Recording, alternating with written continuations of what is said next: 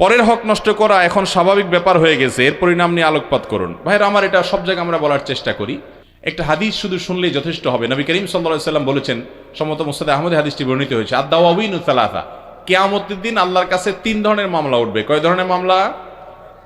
3 ধরনের মামলা উঠবে, ভালো করে শুনেন। নাম্বার 1, তাওহীদ সম্পর্কিত মামলা, ঈমান সম্পর্কিত মামলা। কারণ ঈমানের মধ্যে বড় ভেজাল আছে, শিরক আছে, কুফরি আছে, নেফাক আছে, ঈমান ঠিক নেই। এই মামলাগুলো বিনা হিসাবে জাহান্নাম, এগুলো কোনো শুনানি হবে না, বিনা শুনানিতে জাহান্নামে চলে যাবে। ঈমান ঠিক নেই কোনো বান্দার, এখানে আল্লাহ শুনতে যাবেন না, কোনো ওজর টোজর নেই, ডাইরেক্ট জাহান্নাম। এই জন্য ঈমানটা সবকিছুর আগে ঠিক রাখতে হয়, তাওহীদটা ঠিক রাখতে হয়, শিরক থেকে মুক্ত থাকতে হয়। 1। 2 নম্বর মামলা হলো আল্লাহবাদী মামলা। আল্লাহবাদী মামলা বলতে বোঝাতে চাচ্ছি যে আল্লাহর হক নষ্ট করেছেন সেই মামলা। আপনার নামাজের ত্রুটি আছে, রোজার ত্রুটি আছে, আপনার হজের ত্রুটি আছে, আপনার অন্য কোনো ইবাদতবন্দির ত্রুটি আছে, যদি এরকম মামলা হয় তো সেইগুলো আল্লাহ রাব্বুল আলামিন যাকে ইচ্ছা তাকে মাফ করবেন, আর কাউকে মাফ না করলে সে নির্দিষ্ট শাস্তি ভোগ করার পরে মাফ পাবে। বাকি এটা আল্লাহর নিজের উপরে নিজের কাছে রেখেছেন যে চাইলে আল্লাহ তাআলা বান্দাকে মাফও করে দেবেন। ঠিক আছে, তোমার অনেক ত্রুটি আছে, আমি সবগুলো মাফ করে যেগুলো ভালো আছে সেগুলো ভিত্তিতে আমি তোমাকে ক্ষমা করে নাজাত দিলাম, মুক্ত ঘোষণা করলাম, জান্নাত দিলাম। আল্লাহ দিতে পারেন। 3 নম্বর মামলা যেটা বান্দার হক নষ্ট করার মামলা, এইটা ব্যাপারে আল্লাহ বলবেন না, এটা তো আমি শুনানি করব না, এটা যার হক নষ্ট করছো তার সাথে বুঝো। আর কিয়ামত এমন একটা জায়গা ভাইরা আমার, আল্লাহ কোরআনে বলছেন, ইয়াউমা ইয়াফিরুল মারউ মিন আখি ওয়া উম্মিহি ওয়া আবি ওয়া সাহিবাতিহি ওয়া বানি। সেদিন মানুষ তার বাবা দেখে সন্তান পলায়ন করবে, মাকে দেখে সন্তান, মা সন্তান দেখে পলায়ন করবে, স্বামী স্ত্রী দেখে পলায়ন করবে, একজন আরেকজনকে দেখে পলায়ন করবে। কারণ কে জানি দুনিয়ার সম্পর্ক ভিত্তিতে আজকে ধরে কিনা যে তুমি আমাকে সব দাও, আমি আটকা পড়ে গেছি, কেউ কাউকে দিতে চাইবে না, ইয়া নাফসি ইয়া নাফসি করবে। লিকুল্লি ইমরিইন মিনহুম ইয়াওমাইদিন শাআনুন ইউগনি, প্রত্যেকে যার নিজেকে নিয়ে ব্যস্ত থাকবে, সেদিন কেউ কাউকে ছাড়বে না। একটা রিকশাওয়ালা বেচারা গরিব মানুষ, গায়ের জোরে 2-3 বন্ধু ছিলেন, কথা একটার থেকে 2টা বলে ফেলছে, যা দিলাম না তোর ভাড়া কি করবি, বেচারা ফেল করে চেয়ে রয়েছে, চলে গেছেন, কিচ্ছু বলে নাই। সেদিন হাজির হয়ে যাবে, একজনও মিস হবে না।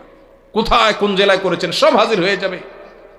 কোন বাসের কন্ডাক্টরকে ধরে ধমক দিয়েছেন, গালি দিয়েছেন, ধাক্কা দিয়েছেন, বেচারা কিছু করতে পারে নাই। আপনারা 4-5 যুবক কলেজে পড়েন, গায়ের জোর আছে, ধমক দিয়েছেন, চেয়ে চেয়ে চলে গেছে, কিছু বলতে পারে নাই। কিয়ামতের ময়দানে তাকায় দেখবেন সব হাজির হয়ে গেছে, একজনও বাদ নাই। নবী করিম সাল্লাল্লাহু আলাইহি সাল্লাম এই হাদিসে বলেছেন, ওই মামলা আল্লাহ মাফ করবেন না, বলবেন যে ওই বান্দা যদি মাফ করে মাফ করবে, কিন্তু সেদিন কেউ কাউকে কেউ মাফ করবে না, কেউ মাফ করবে না।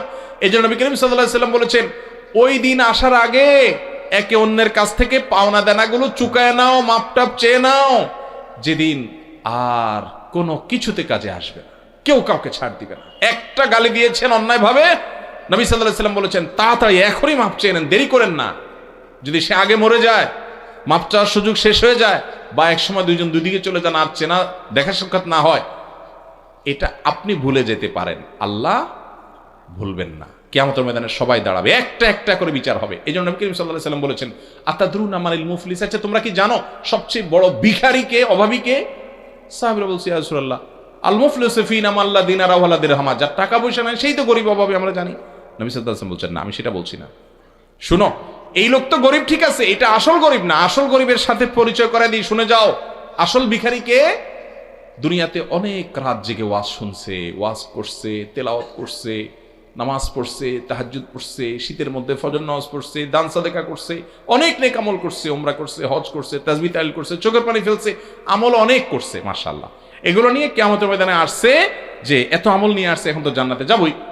এরপরে সব পাওনাদার হাজির হয়ে বলছে, আল্লাহ, এই লোক অনেক আমল করছে, ঠিক আছে, কিন্তু আমি রিকশাওয়ালা ছিলাম, আমার কলারটা ধরে একদিন একটা ধাক্কা দিছে, আল্লাহ আমি কিছু করতে পারি নাই, সেদিন আমার গায়ে জোর ছিল না, আল্লাহ আমি এই লোকের কাজ করছি, আল্লাহ আমাকে ফাঁকি দিছে, আল্লাহ এই লোক আমার দোকানে কর্মচারী ছিল, ক্যাশ থেকে টাকা নিছে, আমি টের পাই নাই, আমার কাছে আপনি যখন জানাইছেন জানতে পারছি, আমি এখন এগুলোর বিচার চাই। স্ত্রী বলবে, আল্লাহ স্বামী আমার গায়ে হাত তুলছে, অনেক মারছে, অন্যায় করছে, আমি কিছু বলতে পারি নাই, কিছু হইলে তালাকের ভয় দিত, আমি তখন বিচার পাই নাই, আল্লাহ। আরেকজন বলবে, আল্লাহ দুনিয়ার আদালতে গেছি, টাকা পয়সা দিয়ে উকিলদেরকে কিনে বিচার নিয়ে গেছে, আমি বিচার পাই না, এখন বিচার চাই। একজন একজন করে সবাই হাজির হবে। আল্লাহ রাব্বুল আলামিন তিনি কারোর প্রতি জুলুম করবেন না, তিনি ইনসাফ প্রতিষ্ঠা করেন, প্রতিটা মানুষের হক দিবেন। তখন বলবেন, তোমার কাছে এখন তো আর টাকা পয়সা দেওয়ার সুযোগ নাই, ঘুষির বদলে ঘুষির ব্যাপার নাই। তাহলে ঠিক আছে, তুমি যে আমলগুলো নিয়ে আসছো, এই নাও, ওরে ঘুমচি মারছো, ওরে আমল দিয়ে দাও। এই যে ওরে ধাক্কা দিছো, এই আমল দিয়ে দাও। ওরে টাকা মারছো, ওর এটা দিয়ে দাও। ওর জমির আইল ঠেলছো, ওর এটা দিয়ে দাও। ওর ক্ষেতের লাউটা কেটে নিয়ে আসছো চুরি করে, ওর এটা দিয়ে দাও। ওর ক্যাশের টাকা মারছো, ওর এটা দিয়ে দাও। দিতে দিতে তার আমল সব শেষ, পাওনাদার এখনো শেষ হয় নাই। এবার কি হবে? আল্লাহ রাব্বুল আলামিন বলবেন, সব তো তোমার শেষ, আমল যা নিজে করে আসছো সব মানুষকে দিয়ে শেষ হয়ে গেছে, এখনো পাওনাদার বাকি আছে। ঠিক আছে, এবার তাহলে পাওনাদারদের পাপের বোঝা তুমি নাও, নিয়ে নিয়ে দায় পরিশোধ করো, দেনা পরিশোধ করো। এভাবে আমল করে যাবে পাহাড় পরিমাণ, সবগুলো দিয়ে শেষ করে পাওনাদারদের পাপের বোঝা মাথায় নিয়ে জাহান্নামে নিক্ষেপ হবে। নবী করিম সাল্লাল্লাহু আলাইহি ওয়াসাল্লাম বলেছেন, ভিখারি যদি দেখতে চাও তো এর দিকে তাকাই হলে সবচেয়ে বড় ভিখারি। আল্লাহ তাআলা আমাদেরকে মানুষের হক সম্পর্কে সচেতন এবং সাবধান হওয়ার তৌফিক দান করুন।